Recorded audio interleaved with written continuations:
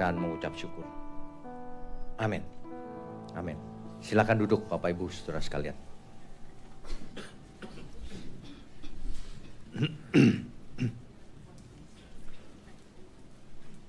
Selamat pagi, Shalom. Tema kita adalah Exodus yang kedua. Belum pernah ada orang bicara tentang Exodus kedua. Di sesi pertama pagi ini, subtemanya adalah tangan Tuhan.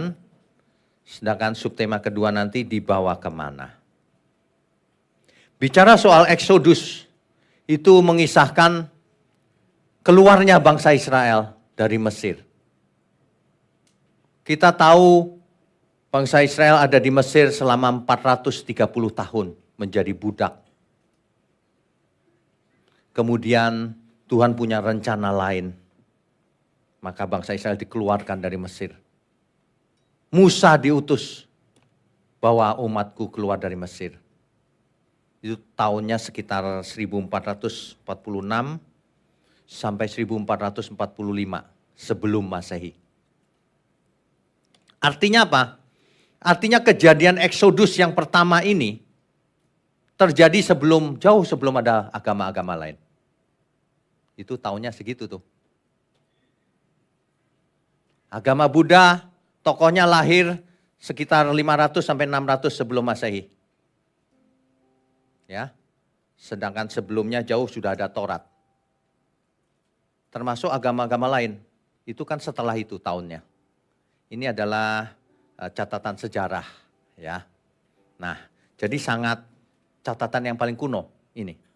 Kalau ada yang lebih kuno itu cerita lain, karena bukan menyembah Allah yang esa. Beda lagi itu. Dewa-dewa banyak yang lebih kuno lagi. Oke, Exodusnya bangsa Israel keluar dari Mesir ini bukan tanpa tujuan. Itu pun mendapat hambatan dari Fir'aun. Makanya diberi tulah. 10 kali tulah. Sebenarnya tulah itu satu saja cukup. Lalu Fir'aun mestinya menyerah. Tapi Fir'aun mengeraskan hatinya. Sehingga tulah itu berlangsung terus. Sampai ke 10 yang terakhir anak sulung Fir'aun dibunuh oleh Tuhan. Dimatikan. Itu sebenarnya lambang loh. Kesulungan itu dimatikan. Artinya kau tidak punya apa-apa. Tidak bisa melawan Tuhan. Bangsa Israel keluar dari Mesir. Kenapa mesti dikeluarkan oleh Tuhan dari Mesir? Kok tidak diajar di Mesir saja? Tidak bisa. Karena waktu itu jadi budak. Jadi budak gak bisa belajar, kerja terus. Kerja paksa. Ya, makanya dikeluarkan dari Mesir oleh Tuhan. Keluaran pasal 12 ayat 40. Itu 430 tahun ada di Mesir. Nanti keluar dari Mesir di padang gurun sekitar 40 tahun. Di padang gurun itu sebenarnya mestinya bangsa Israel belajar dari sana. Ketika keluar dari Mesir buru-buru malam itu. Karena anak sulung semua mati. Seluruh Mesir meratap tangis seluruh negeri. Malam itu mencekam bagi Mesir. Makanya Fir'aun langsung cepetan suruh pergi dia. Kalau enggak kita mati semuanya ini. Buru-buru pergi. Umat itu buru-buru pergi dengan membawa roti yang enggak sempat diadon dengan ragi. Makanya roti tanpa ragi kan. Dia pergi. Nah, sepanjang perjalanan di gurun, bangsa Israel melihat tangan Tuhan yang memimpin. Kalau saya bicara tangan Tuhan bukan tangannya begitu, bukan ya. Itu suatu ungkapan. Tuhan yang memimpin, Tuhan yang menuntun. Sepanjang perjalanan. Di perjalanan, bangsa Israel melihat pembelaan Tuhan luar biasa. Ada tiang api di malam hari, tiang awan di siang hari. Ketika Fir'aun berubah pikiran lagi, dia kejar lagi Israel. Israel lari sampai ke Laut Teberau. Di pinggir Laut Teberau, bangsa Israel frustasi lagi. Di depan laut, di belakang pasukan Fir'aun. Waduh, gimana ini? Musa maju. Lalu laut terbelah. Bangsa Israel dicatat di Alkitab berjalan dalam tanah kering. Bayangkan, laut terbelah, tanah kering. Di kiri kanannya dinding air. Apakah itu mujizat yang biasa-biasa saja? Itu luar biasa, tidak pernah terulang sampai hari ini. Jadi kalau hari ini orang mengajukan mujizat ini, mujizat itu, nothing. Dibandingkan yang dilihat bangsa Israel. Bangsa Israel lihat laut terbelah. Ini cuman sakit gigi sembuh. Itu mah biasa saja. Jangan menghina Tuhan. Ya, sakit gigi sembuh tuh nggak apa-apain juga sembuh sendiri nanti. Jangan Tuhan dikecilkan gitu mujizatnya. Mujizat Tuhan tuh luar biasa. Sepanjang perjalanan Israel diberi apa? Roti mana? Roti yang turun dari surga katanya begitu kan? Nah, bangsa Israel dikasih roti mana mestinya bersyukur nggak? Harusnya bersyukur, roti yang dari surga, dari Tuhan. Tapi bangsa Israel gila emang. Dia sampai ke suatu daerah yang disebut Kirbot Tawa. Di situ bangsa Israel marah sama Musa. Kamu pengen aku kita semua mati di sini. Gak ada makanan, gak ada air. Di Mesir enak. Di Mesir ada bawang putih, bawang merah, timun. Yang diomongin yang remeh-temeh. Yang diomongin yang gak penting banget tuh. Di sana ada daging enak. Gitu. Waduh, luar biasa ini. Minta daging. Musa menghadap Tuhan kan. Ini gimana sih ya, males aku mimpin mereka ini. Kayak begini modelnya. Tapi Tuhan bilang, kasih daging. Nanti ku kasih daging. Dikirim burung puyuh. Burung puyuh banyak banget. Yes, saya makan. Dipesenin nama Tuhan gini. Kamu boleh makan, secukupnya aja ya. Jangan banyak-banyak. Tapi bangsa Israel, wah mumpung ada daging. Wah, burungnya masih di sini, mati dia. Keselak kali ya. Mati, burungnya masih di sini, dagingnya. Mungkin itu istilah itu dipakai sampai hari ini kedagingan kali ya. Mungkin.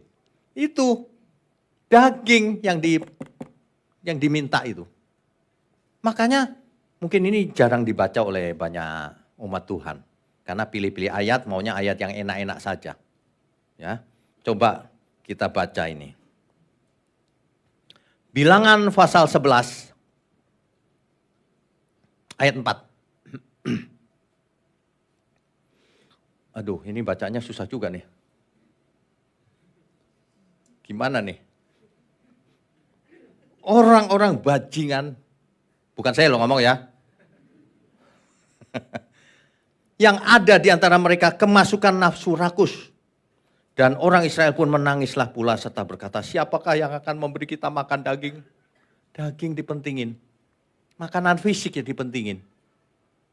Disebut oleh Alkitab bajingan. Hari ini kalau manusia kedagingan. Apa saudara sebutannya? Bukan saya yang ngomong. Jangan ada yang tersinggung ya. Tapi ini maksudnya bukan mau memaki apa. Maksudnya supaya kalau kita baca, lalu kita bertobat. Ya, gila bener bangsa Israel nih. Dia laut terbelah. Sampai ke sungai Yordan, musuh di belakang lagi. Sungai Yordan putus alirannya dari pusat. Kan turun tuh, putus. Bisa nggak aliran putus gitu? Terus kayak ada yang nahan nggak kelihatan gitu. Coba kurang apa lagi? Waduh, ini yang dialami oleh bangsa Israel ini mujizat yang bukan biasa-biasa saja. Melebihi apapun. Itu tanda hadirat Tuhan menyertai Israel. Tapi yang disertai tidak tahu diri. Itu sebenarnya ujian loh. Ujian dan pelajaran. Karena dulunya budak, sekarang diajar. Makanya firman Tuhan berkata begini, keluarkan umatku dari Mesir. Untuk apa? Untuk beribadah kepadaku. Untuk beribadah. Itu maksudnya. Jadi tangan Tuhan yang membuat Israel keluar. Dengan cara memberi tulah, dengan cara memimpin, dengan mujizat-mujizat, dengan cara menghukum. Fakta mencatat bahwa seluruh bangsa Israel yang pergi dari Mesir itu, malam hari yang buru-buru itu, semuanya mati. Binasa. Karena tidak taat. Kecuali Kaleb, Yosua, dan anak-anak kecil. Tentu saja itu terus lanjut. Yang lain mati. Karena mereka nggak tahu diri namanya. dikasih mujizat, dikeluarkan dari Mesir supaya nggak jadi budak, tapi malah tegar tengkuk. Waduh. Sebenarnya untuk apa sih dikeluarkan dari Mesir itu? Untuk apa sih? Yang pertama, supaya Israel jadi umat Allah. Umat Tuhan. Kalau enggak biarin aja budak begitu. Supaya jadi umat Tuhan yang pertama. Yang kedua, supaya merdeka. Supaya tidak ada dalam perbudakan di Mesir. Dimerdekakan secara fisik. Merdeka sebagai bangsa yang merdeka. Itu maksudnya, lahirlah bangsa Israel. Kan begitu. Dikeluarkan dari situ. Apalagi, supaya memiliki tanah perjanjian. Memiliki tanah sendiri. Sebagai bangsa kan punya tanah dong. Yang berdaulat. Kan begitu, diberi tanah perjanjian oleh Tuhan. Yang paling utama, supaya Israel kembali kepada yang empunya. Elohim. Elohimnya Abraham, Ishak dan Yakub. Adonai Elohim, Tuhan Allah dalam bahasa Indonesianya. Supaya beribadah kepada Elohim. Lalu bangsa Israel di Gunung Sinai diberi Taurat. Supaya hidup menurut Taurat. Supaya hidup kudus menurut Taurat. Itu maksudnya supaya dikeluarkan itu. Dan akhirnya bangsa Israel memiliki bait Allah secara fisik di Yerusalem. Wah, itu lengkap tuh sebenarnya. Semua sudah lengkap tuh. Ada bait Allahnya, ada tabut perjanjiannya, ada imamnya, ada nabinya, ada rajanya. Lengkap. Tetapi sayang sekali, Israel tetap tegar tengkuk. Makanya Nabi Hosea mencatat di Hosea 4 ayat 6. Coba kita baca ya. Hosea 4 ayat 6. Ini ayat sering kali kita baca. Di tempat lain jarang dibaca. Sengaja itu, saudara. Umatku binasa karena tidak mengenal Allah. Siapa yang binasa? Umat Tuhan. Siapa yang milih umat Tuhan? Tuhan yang pilih. Tuhan pilih umatnya, tapi umat yang dipilihnya binasa. Kenapa? Karena manusia bukan robot, meskipun dipilih, ia harus merespon, harus mau bertobat. Bukan umat Tuhan kalau dipilih Tuhan pasti selamat. Tuhan tidak mungkin tidak berkuasa kalau milih pasti selamat. Itu pikirannya sendiri itu. Alkitab berkata, umatku binasa karena tidak mengenal Allah. Kenapa tidak mengenal Allah? Karena engkaulah yang menolak pengenalan itu. Karena mereka nggak mau belajar, nggak mau taat. Siapa bilang umat Tuhan tidak bisa menolak anugerah Tuhan? Ini bukti nyata ini, tertulis. Kalau saudara nggak percaya di luar sana, kamu memang bebal, tegar tengkuk itu namanya. Orang tulisannya jelas eksplisit, umat Tuhan pun bisa menolak karena bukan robot. Ada yang kasih tahu saya tadi pagi. Manusia itu sebenarnya robot, Pak. Kalau nggak ditolong Tuhan katanya. Nggak ada manusia robot dari dulu. Teologi kalau udah merusak pikiran ya, itu udah bebal banget tuh. Makanya teologi nggak menyelamatkan. Nggak menyelamatkan teologi. Ya. Nah, sampai di sini kita tahu bahwa sebenarnya peristiwa-peristiwa di perjanjian lama itu adalah bayangan yang akan terjadi di kemudian hari. Itu cuman ya bayangan. Makanya jangan hidup di dalam bayangan itu. Hiduplah menurut aslinya, bukan bayangannya. Ya, Taurat itu hanya bayangan, saudara. Saya cepat saja dicatat saja ayatnya ya. Efesus 2 ayat 15, Tuhan Yesus mati di kayu salib membatalkan seluruh hukum Taurat dengan perintah dan ketentuannya. Diganti dengan apa? Diganti dengan hukum yang lebih sempurna. Jangankan mencuri, kamu mengingini milik orang lain aja gak boleh. Jangankan membunuh, kamu membenci saja tidak boleh, apalagi membunuh. Jangankan berzina secara fisik, kamu berpikiran jorok saja udah berzina dalam hatimu. Lebih sempurna. Jadi alangkah bebalnya orang yang mendengar ayat ini lalu, oh kalau gitu boleh membunuh, boleh berzina. Memang pikiranmu kotor sih. Ya, dengar baik-baik. Taurat dibatalkan karena kematian Tuhan Yesus. Kenapa? Galatia 3 ayat 19. Karena Taurat hanya diberikan untuk sementara waktu berlakunya. Galatia 3 ayat 24. Karena Taurat hanya berlaku sampai Kristus datang. Nanti baca ayatnya ya masing-masing ya. Itu ayatnya saya sebut terus. Roma 10 ayat 4. Karena Kristus adalah akhir daripada Taurat, kegenapan Taurat. Setelah digenapi selesai Tauratnya. Itu ayatnya jelas semua tapi orang tidak mengerti. Akibatnya orang tidak mengerti gambar besarnya nanti. Untuk apa Tuhan Yesus datang ke bumi ini lalu mati lalu dibangkitkan? Untuk apa? Kalau orang nggak mengerti gini, yes supaya aku diberkati, supaya kaya raya. Kayak orang mabok gitu. Itu kalau di bangsa Israel yang tadi itu suka daging itu. Dikasih anugerah, dia pengennya daging. Itu selera rendah. Dikasih yang mulia, dia sukanya yang di dunia. Aneh ini.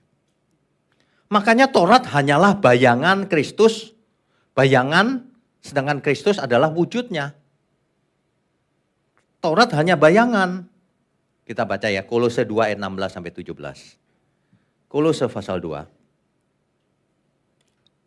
ayat 16 sampai 17. Karena itu janganlah kamu biarkan orang menghukum kamu mengenai makanan dan minuman atau mengenai hari raya, bulan baru maupun hari Sabat. Jangan pernah ada orang yang menghukum kamu, jangan mau dihukum, didakwa dengan itu. Kamu kok enggak merayakan Sabat? Itu kuno. Firman Tuhan status terakhirnya itu. Semua batal. Tapi Sabatnya Sabat yang benar sekarang. Masa mau memuji Tuhan cuma hari Sabat? Ibadah cuma hari Sabat? Ibadah seumur hidup kita. Katakan amin. Enggak cuma di gereja. Kan begitu. Makanya Taurat tidak menyempurnakan. Ya, ini kalau orang nggak ngerti ya, terus hidup dalam Taurat. Ibrani 10. Ayat 17 belum dibaca tadi. Ayat 17. Semuanya ini di situ apa?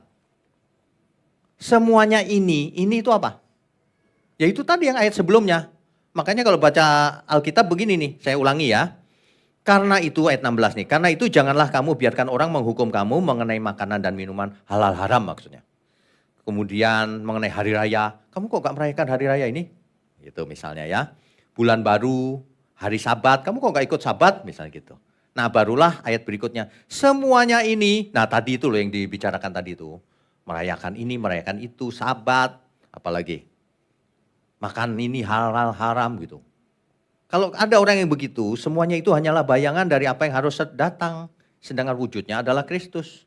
Setelah Kristus datang, bayangannya sudah tidak penting. Ini loh aslinya.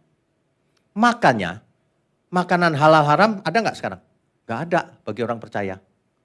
Tapi itu bukan berarti lalu kita bisa makan sembarangan. Nah ini akal budinya mesti benar. Nggak ada Pak halal haram. Kalau begitu kusikat aja lemak. Lemak gaji gitu. Kedagingan. Bukan deng, kelemakan. Kalau semua halal haram tapi nggak ada lagi, tapi bukan berarti kita boleh makan sembarangan. Kita milik Tuhan. Jangan sembarangan makan. Nanti sembarangan makan, sakit katanya nasib. Bukan. Barang siapa menabur, dia menuai. Ya, ibadah kita itu harus seluruh hidup kita. Mau makan, mau minum, mau bicara, mau melakukan apa saja. Itu ibadah yang benar. Nah inilah yang sempurna, bukan Taurat. Bukan berarti kita anti Taurat, bukan. Pada mulanya memang Taurat. Tapi itu sementara. Sedangkan Taurat yang sesungguhnya adalah Tuhan Yesus sendiri. Begitu loh maksudnya ini. Jadi bayangan, hanyalah bayangan. Ibrani 10 ayat 1. Di dalam hukum Taurat hanya terdapat bayangan saja dari keselamatan yang akan datang. Cuma bayangannya. Ya. Dan bukan hakikat dari keselamatan itu sendiri. Karena itu dengan korban yang sama yang setiap tahun terus-menerus dipersembahkan, hukum Taurat tidak mungkin menyempurnakan mereka yang datang mengambil bagian di dalamnya. Makanya orang yang hidup menurut hukum Taurat nggak bisa sempurna. Kenapa? Karena tiap tahun harus diulang lagi korban bakaran lagi, ini lagi itu. Karena nggak lunas-lunas. Itu loh maksudnya ayat ini. Ya, perhatikan baik-baik. Bayangan. Ngapain hidup menurut bayangan? Jadi jangan pernah hidup menurut bayangan. Sebab kalau kau hidup di dalam bayangan atau Taurat, kau Kau lepas dari kasih Kristus. Lepas dari Kristus, kamu bukan murid Kristus. Galatia 5 ayat 4. Saya harus tunjukkan ayatnya, ntar dipikir saya ngarang sendiri.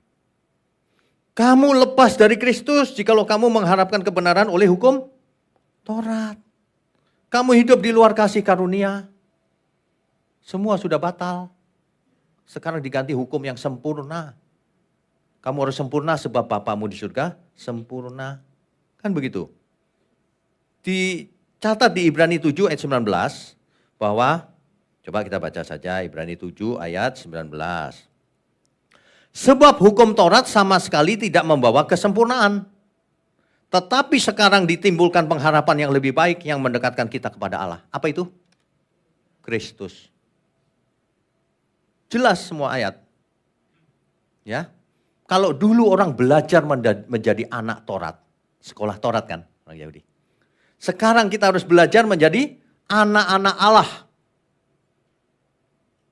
Bukan hidup menurut agama, tapi hidup sebagai anak Allah. Makanya Nabi Yeremia bernubuat perjanjian yang dulu itu, yang di Gunung Sinai itu, nggak pakai lagi. Sekarang perjanjian yang baru, aku akan menaruh hukumku di akal budi manusia. Itu, di akal budi manusia, Ibrani 8 ayat 10 contohnya.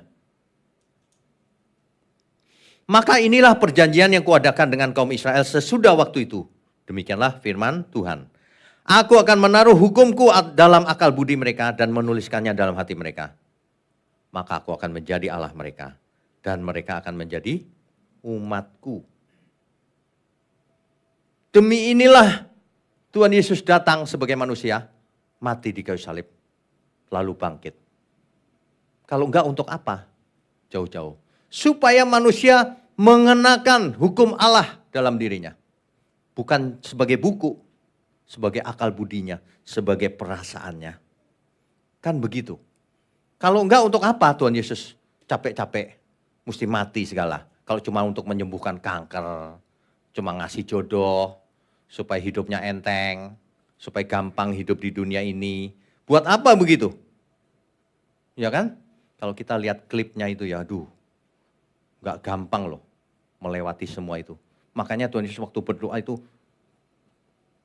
peluhnya seperti darah. Saking beratnya bebannya. Sesungguhnya kita yang mesti dihukum, bukan Tuhan Yesus. Makanya kalau kita lihat penderitaan Tuhan Yesus, aduh Tuhan. Waduh, hari ini jangan keraskan hati kita. Jangan tegar tengkuk. Amin ya semua ya.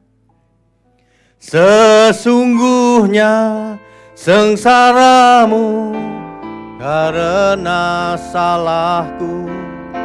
Sesungguhnya deritamu karena dosaku. Sesungguhnya kedatanganmu gantikan tempatku, agar aku tak binasa.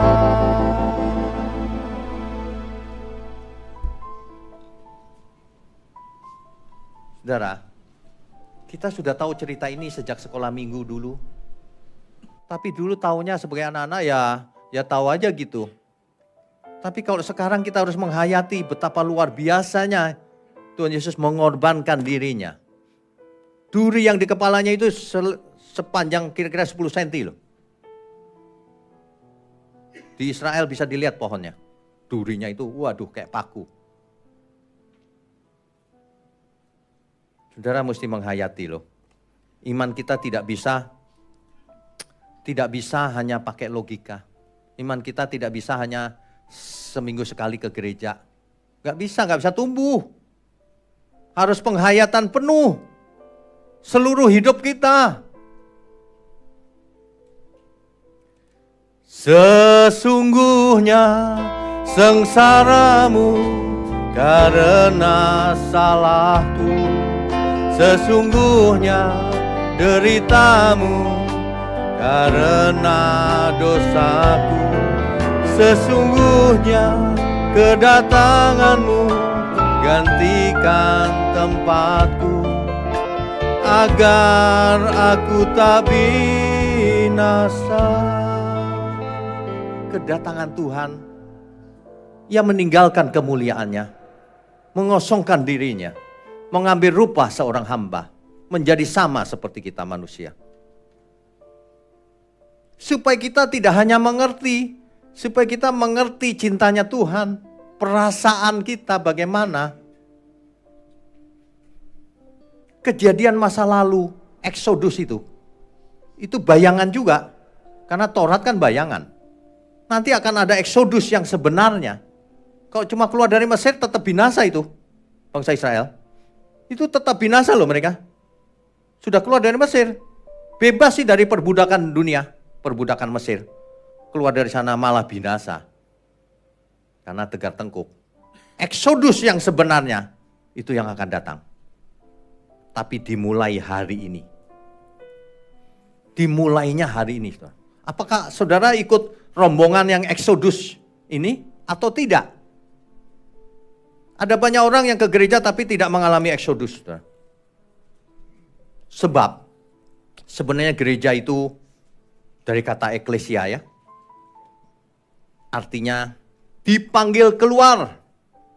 Supaya kita Exodus keluar. Jangan gerombol di dunia begitu. Cara pikirnya cara pikir orang dunia. Makanya perintah Tuhan sederhana. Jangan serupa dengan dunia ini. Exodus keluar dari sana. Jadi sebenarnya kalau saudara kita semua ngumpul di gereja begini. Kita harus ingat aku dipanggil keluar. Jangan di Mesir terus tanda kutip. Keluar dari Mesir. Menuju tanah perjanjian tanda kutip. Bukan di bumi. Kanaan surgawi. Kalau dulu Israel sampai ke Kanaan. Sampai. Generasi keberapa sampai kan? Apakah selamat? Enggak juga. Di Kanaan binasa lagi mereka. Kenapa? Karena justru sesampainya di Kanaan mereka hidup seperti orang Kanaan. Menyembah dewa-dewa Kanaan malahan. Binasa lagi. Exodus yang sebenarnya. Itulah yang sedang kita jalani sekarang ini. Kita lagi ikut rombongan Exodus ini. Kalau menjadi anggota gereja itu anggota kerajaan surga. Keluar dari dunia ini. Cara pandang hidupnya dan seterusnya. Kalau dulu keluar dari perbudakan di Mesir. Sekarang kita harus keluar dari perbudakan dosa. Itu yang lebih penting. Dulu cuma bayangan. Yang benerannya itu keluar dari dosa. Itu loh maksudnya. Ada amin semua? Kita beri kemuliaan untuk Tuhan. Keluar dari cara hidupmu yang lama. Cara hidup yang salah. Yang kau warisi dari tradisi nenek moyang. Dari pendidikan yang salah. Dari ajaran yang salah. Keluar. Keluar dari perbudakan ajaran yang salah itu. Kau dibudakin kau. Kau diikat oleh ajaran yang salah. Kau diikat oleh cara hidup yang salah. Kau diikat oleh perasaanmu yang salah itu.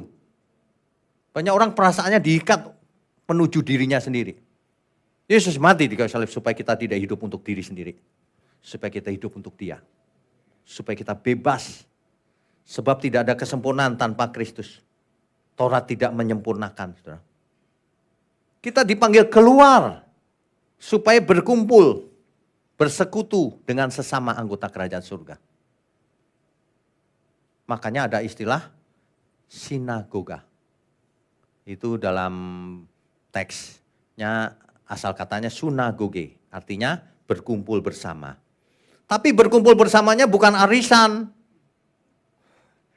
Banyak orang saya perhatiin ke gereja kayak arisan aja. Ke gereja ngumpul-ngumpul rame-rame makan-makan habis itu pulang. Kayak arisan persis. Gak terjadi eksodus. Udah puluhan tahun ke gereja gak eksodus. Pikirannya masih manusia lama terus. Masih di Mesir terus sukanya daging, kedagingan, nafsu, serakah. Gitu-gitu. Waduh. Ini ya, kalau kita lihat bangsa Israel itu pelajaran penting loh. Jangan seperti mereka udah dikeluarkan dari Mesir masih jadi budak. Bukan budak fisik, budak keinginannya, nafsu rakusnya. Sampai disebut Alkitab tadi itu, bajingan tadi itu. Bayangkan, jangan sampai kita disebut itu. Di kitab Ibrani dikatakan begini. Sebab Bapa memukul anaknya, mendidik, mendisiplin anaknya yang dikasihnya, yang diakuinya sebagai anak. Tetapi yang tidak diakui sebagai anak, itu namanya anak gampangan. Anak gampangan sama, diterjemahkan bajingan juga. Anak gampangan, orang yang tidak mau berubah, yang tidak mau keluar dari Mesir. Mesir tanda kutip. Yang tidak mau keluar dari perbudakan dosa. Waduh, padahal Yesus mati di kayu salib. Sengsara. Padahal sudah mengorbankan, Bapa di surga mengorbankan anaknya kepada dunia ini. Tapi kalau manusia menolak, memang pantas binasa. Memang pantas binasa, saudara. Jemaat di Korintus itu dipanggil keluar, saudara. 2 Korintus 6 ayat 17. Itu menjadi model gereja zaman sekarang juga, dipanggil keluar. Coba kita baca ya, 2 Korintus pasal 6 ayat 17. Sebab itu,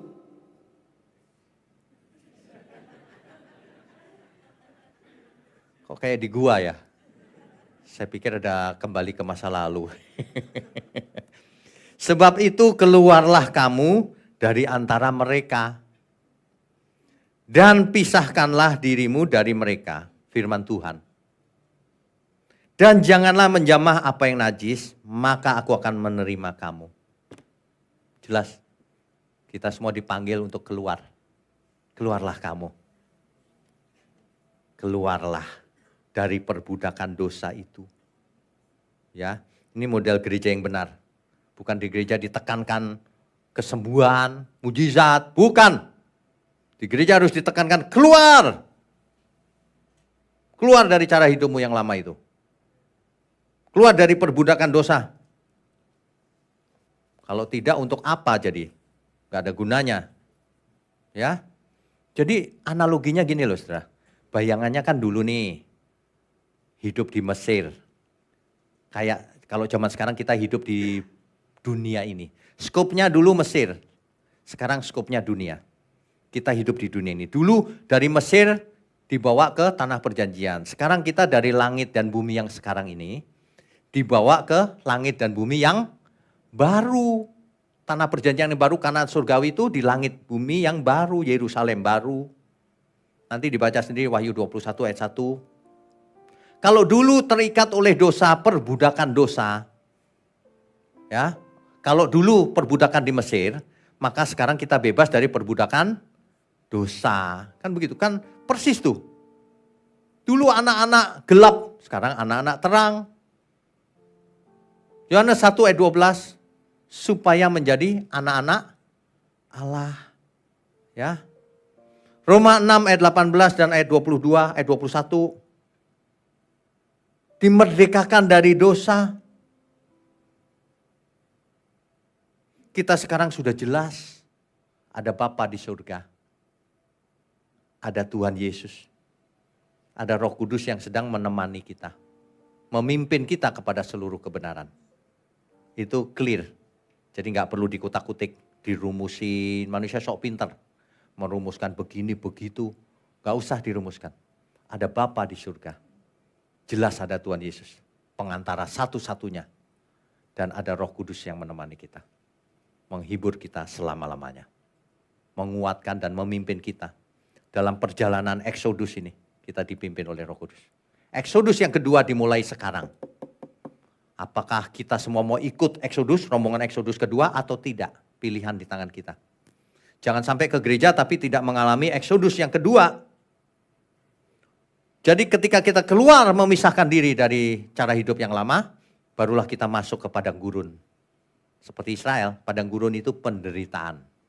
Padang gurun itu ujian. Bagaimana kita hidup?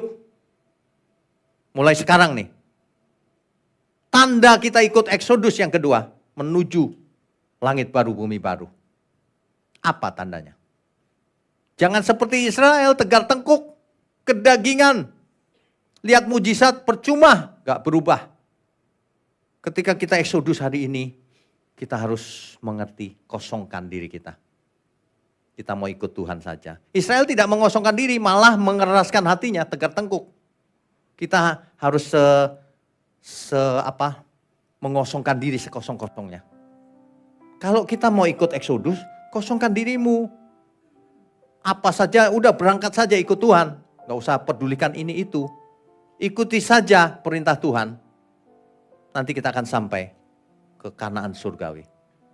Exodus yang kedua inilah yang paling penting. Exodus pertama hanya bayangannya saja. Makanya bait Allah tidak diperlukan lagi. Sebab tubuhmu bait Allah. Tubuh kita bait Allah. Kalau tubuh kita bait Allah, jangan dipakai untuk selingkuh. Jangan dipakai untuk berhala-berhala. Jangan dipakai untuk makan sembarangan, minum sembarangan, bicara sembarangan. Kalau tubuh kita bait Allah, harus hidup kudus. Ada amin semua? Pilihan di tangan kita. Apakah mau bertobat? Ataukah seperti Israel, tegar tengkuk? Pilihannya di tangan kita selalu. Jangan percaya sama ajaran yang mengatakan manusia itu robot. Bukan robot sih, seolah-olah robot. Tuhan yang menggerakkan semuanya. Salah itu. Justru ini pertandingan satu-satunya ini sekarang ini. Ini satu-satunya yang menentukan apakah kita sampai ke Kanaan surgawi atau tidak. Karena Tuhan Yesus sudah mati di kayu salib. Semua sudah diberikan pada kita, anugerahnya sudah diberikan. Suatu hari kita diberi tubuh kemuliaan. Kebangkitan lambang bahwa maut sudah dikalahkan. Hari ini kita diingatkan sekali lagi bahwa Yesus bangkit. Maka maut sudah dikalahkan. Kita juga sama.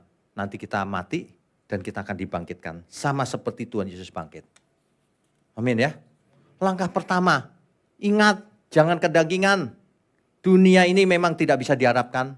Kita kerjakan saja bagian kita sebaik mungkin. Tapi dunia ini bukan rumah kita. Amin.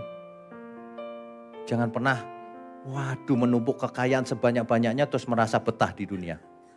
Kalau kita menumpuk kekayaan sebanyak-banyaknya supaya disalurkan untuk memuliakan Tuhan. Dunia bukan rumahku, hanya sementara.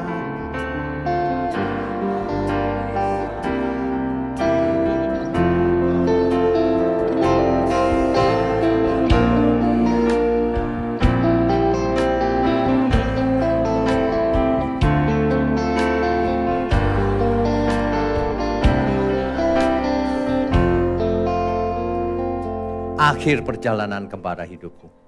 Dunia bukan rumah kita, saudara. Kenapa ya orang kok merasa dunia ini rumah kita? Uang udah banyak, masih tidak cukup juga. Udah ratusan triliun tidak cukup juga. Capek gak? Dulu ada ditemukan seorang pengemis mati di pinggir jalan. Setelah mau dikuburkan, di kantongnya ketemu $100.000.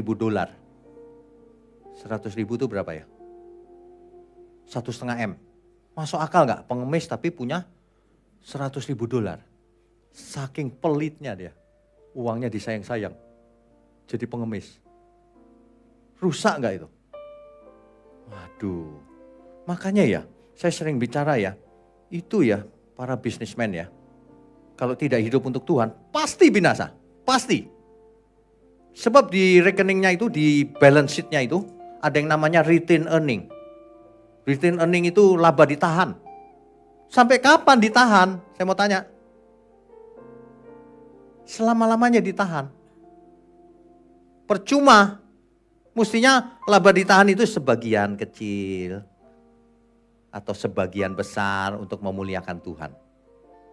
Kan begitu, bukan berarti laba ditahan kasih semua terus bangkrut. Bukan itu maksudnya. Kalau kita mau jadi berkat, harus jadi berkat yang mengalir terus. Jangan sekali tembak terus udah habis. Bukan begitu juga, ya. Amin, saudara.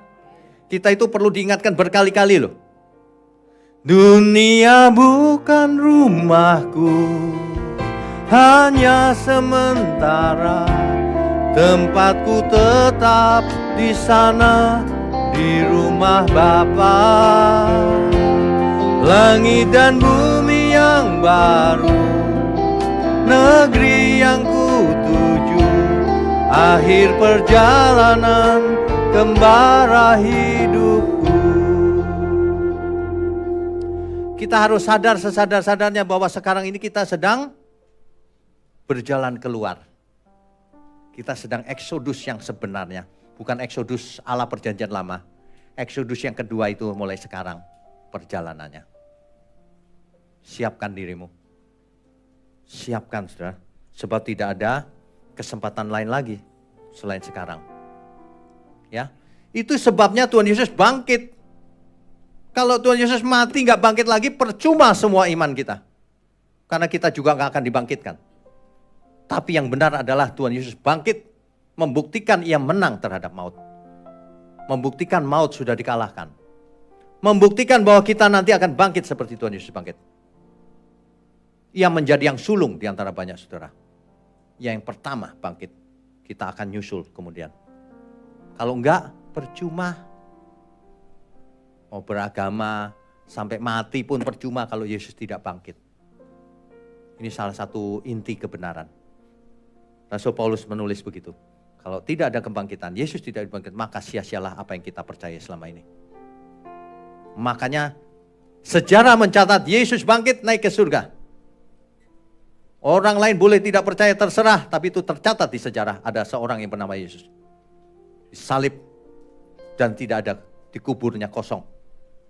Ada yang bikin versi, itu dicuri oleh murid-muridnya. Itu sejak zaman Alkitab, imam kepala aja nyogok. Itu prajurit yang penjaga makam itu disogok semua sama dia pakai duit. Ceritain ya murid-muridnya mencurinya, bukan bangkit gitu. Tapi Yesus tampil di banyak orang dan naik ke surga perlahan-lahan. Naiknya nggak seperti jet loh, itu enggak. Naiknya pelan-pelan. Itu sengaja, saudara. Supaya banyak orang lihat. Waktu itu belum ada pesawat. Ya. Jadi ketika orang lihat, naik, terangkat. Pelan-pelan sampai bengong. Makanya malaikat turun akhirnya kan. Kenapa kamu bengong, hai orang-orang Galilea? Yesus naik ini akan turun seperti yang kau lihat. Itu fakta loh, bukan Yesus sudah naik gak tahu kapan. Enggak, pelan-pelan sengaja. Slow motion. Pelan-pelan. Sehingga kita tidak bisa berkata, cerita itu banyak saksinya. Ya, makanya yang berbahagia itu, kita baca Yakobus 1 ayat 12. Yakobus pasal 1 ayat 12. Berbahagialah orang yang bertahan dalam pencobaan, sebab apabila ia sudah tahan uji, ia akan menerima mahkota kehidupan yang dijanjikan Allah kepada barang siapa yang mengasihi dia. Kita semua akan bangkit bersama-sama menuju Kanaan surgawi.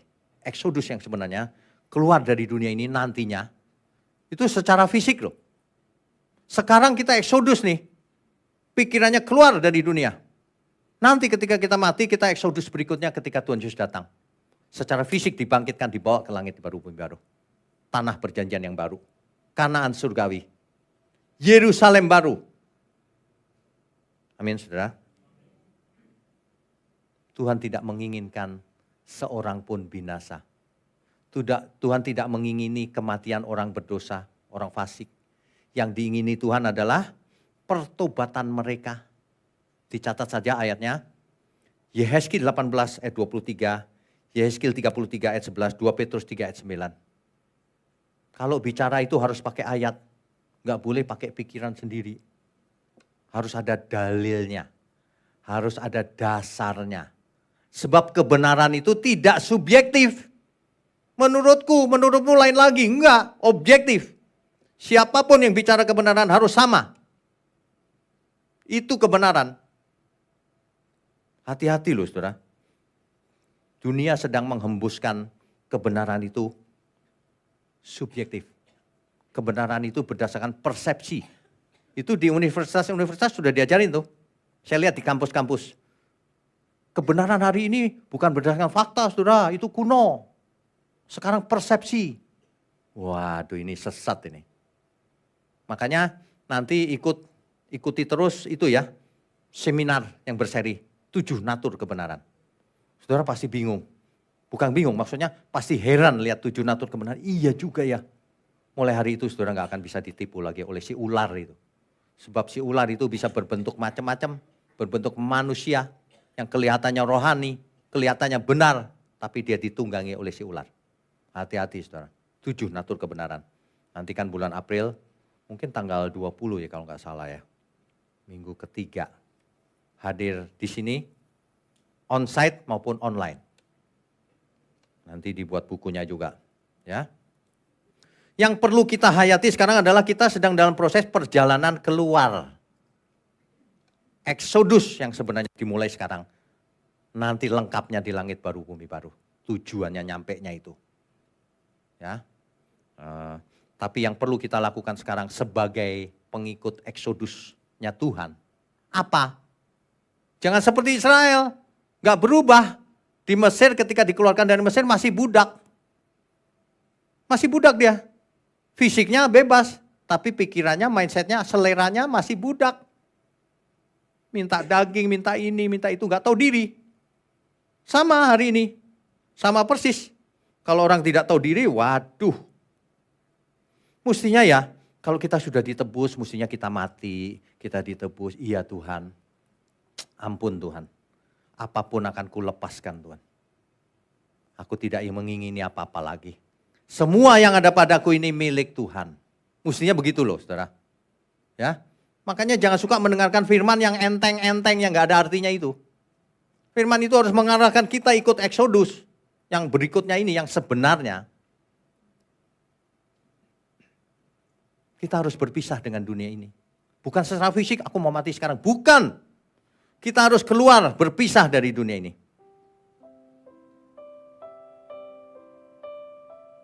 Cara hidupnya. Ya. Ceraikan dunia ini. Sementara kita hidup bergaul dengan orang berdosa, dengan dunia ini, tapi sebenarnya kita sudah berpisah. Ya. Katakan begini, Saudara. Selamat malam saat berpisah, dunia yang selalu nampak indah, nyamannya, manisnya, aku tinggalkan untuk selamanya. Suatu hari nanti kan jadi mentari takkan bersinar lagi, suasana mencekam, dunia yang semakin gelap. Tuhan Engkau mengingat aku waktu alam semesta menderu. Engkau datang sebagai raja, menjemput orang saleh semua. Harimu yang mulia, ku harap segera tiba.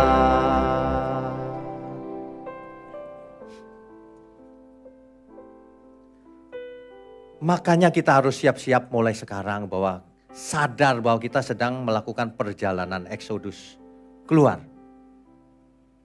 Jangan pertahankan sifat-sifat jelek itu. Kok gak berubah-berubah ya dari dulu ya? Sudah jadi aktivis pun gak berubah, saya heran. Kita lagi perjalanan.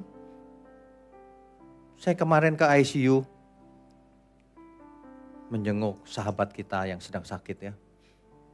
Kita sudah lihat, aduh Tuhan. Mungkin sudah waktunya dipanggil ya, mungkin. Saya bicara begini, sudah menyerah saja sama Tuhan ya. nanti kita ketemu lagi di surga. Daripada menderita. Jangan pikirkan keluarga. Kita ada dalam satu keluarga besar. Percaya, tenang saja. Jangan menderita terus. Untuk apa? Mendingan kita eksodus saja. Kalau sudah waktunya, ya sudah Tuhan. Kuserahkan seluruhnya untuk Tuhan. Amin ya. Saya lagi membayangkan ya suatu hari kalau saya ada di pembaringan terakhir. Saudara kalau misalnya jenguk, kalau sempat juga. Kan gak mungkin semuanya jenguk kalau rumah sakit gak cukup kan. Nanti kita zoom aja ya. Jadi udah terakhir gitu zoom aja gitu, gak apa-apa. Zoom terakhir. Judulnya zoom terakhir. Zoom.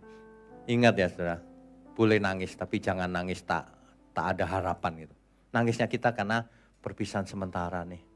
Nanti kita ketemu lagi ya. Saya bicara sama sahabat ini. Nanti kita ketemu lagi. Bukan kita sedang nyumpain mati, bukan. Sebab kalau kita ada dalam tangan Tuhan, terserah Tuhan aja. Amin ya.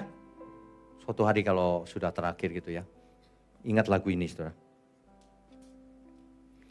Ketika itu mau menutup mata, kita ingat kita berani. Berani teriak sama Tuhan. Tuhan Engkau mengingat aku waktu alam semesta menderu.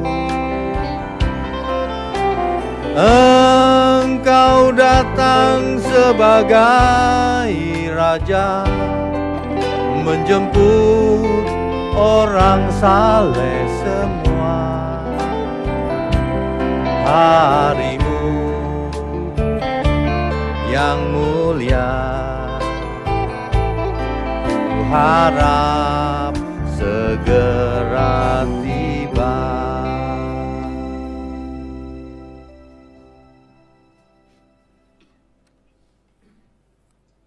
Kita harus bangkit, saudara, mulai sekarang. Sebelum mengalami kematian pun kita harus sudah bangkit sekarang. Sebab Alkitab berkata begini, barang siapa mati bersama Kristus, ia juga dibangkitkan bersama Kristus. Mulai sekarang mari kita bangkit sebagai manusia baru. Keluar dari cara hidup yang lama. Matikan manusia lamamu. Perasaanmu itu matikan saja.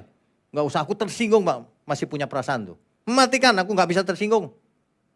Teman-temanku buat salah, ngomongin aku, gak masalah. Karena aku punya Tuhan. Amin ya. Karena aku sedang mengalami eksodus menuju surga. Amin. Kita beri kemuliaan untuk Tuhan. Bapak Ibu Saudara, ada pengumuman sedikit. Yang baptis, mau ikut baptis dan mau menikah, tidak bisa mendadak ya. Jangan datang ke gereja, Pak saya mau menikah besok. Kok mau menikah besok? Menikah itu direncanakan dulu. Ikut bimbingan pranikah dulu, ikut katekisasi. Pak nitip anak saya, mau nikah. Gak ada titip-titipan. Menikah sendiri. Belajar dulu ya, jadi jemaat dulu. Kan begitu. Nanti Juli ada retreat, saya ingatkan. Biasanya orang suka gini, kalau daftar itu terakhir banget gitu. Saya udah tahu kebiasaan orang itu. Daftar itu seawal mungkin, kalau terakhir kuotanya habis gimana? Ngamuk-ngamuk. Suka begitu sih. Ada waski di sini, ada youth, ada sekolah minggu. Ya. Ada online Bible study. Rabu malam Zoom. Yang gak sempat ikut Zoom, ikut channelnya saja, ada di channel kita.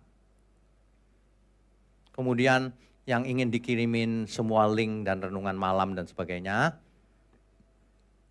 bisa kasih WA-nya ke nomor WA-nya ke pengurus kita.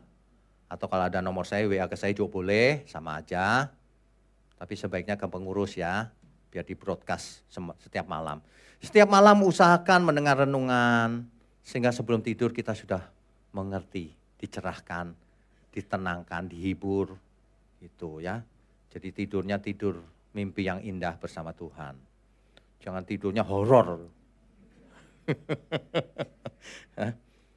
Kemudian kemudian nanti November kita mau ke Israel 13 hari. Lebih lama dari rencana yang lalu. Jadi Bapak Ibu yang mau ikut silakan daftar ya. Karena kursinya terbatas kan tempatnya. Amin ya. Mari saya undang semua untuk bangkit berdiri.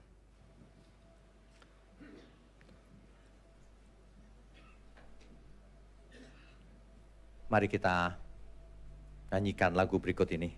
Beri ku mengerti kehendak-Mu ya Bapa.